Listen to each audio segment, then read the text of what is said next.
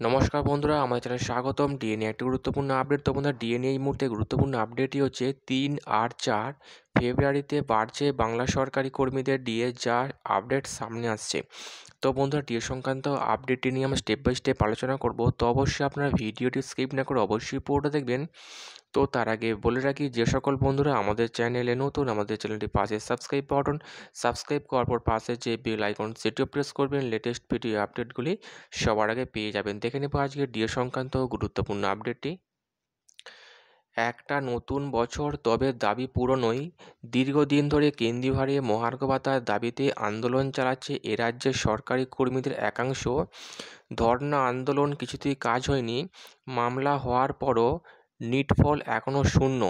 Supreme কোর্টে বারে বারে পিছিয়েছে ডিএ মামলার শুনানি। সব মিলিয়ে হতাশ সরকারি কর্মীরা।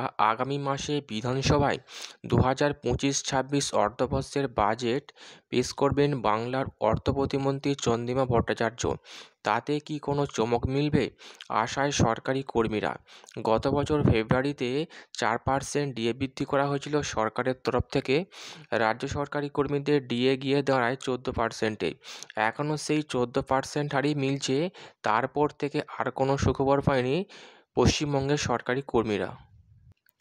উল্লেখ্য, তার আগের বাজেটেও বাংলা সরকারি কর্মীদের জন্য অতিরিক্ত 3% ডিএ বা ডিয়ারনেস অ্যালাউন্সের ঘোষণা করেছিলেন অর্থমন্ত্রী চন্দ্রিমা ভট্টাচার্য।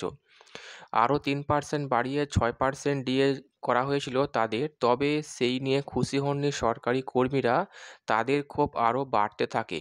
তারপর মাঝে আরও 4% মহার্ঘ ভাতা বাড়ায় রাজ্য। বাজেটে বাড়ে আরও 4%। কমবেশি ডিএ বাড়ার চল রয়েছে বাজেটে, তাই এবারও সেই আশাতেই রয়েছেন সরকারি কর্মীরা। সাম্প্রতি ডিএ ইস্যুতে সংগ্রামী যৌথ মঞ্চের আহ্বায়ক ভাস্কর ঘোষ বলেন, পশ্চিমবঙ্গের মহার্ঘ ভাতার বঞ্চনার সেটা সূত্রপাত আজ থেকে হয়নি। স্বাধীনতার পর থেকে কখনোই এ রাজ্যের সরকারি কর্মী, শিক্ষকরা কোনোদিনই কেন্দ্রীয় হারে মহার্ঘ ভাতা পাননি। তিনি আরও বলেন, 2019 সাল থেকে বলতে গেলে মহার্ঘ ভাতা প্রায় শূন্য হয়ে গিয়েছে।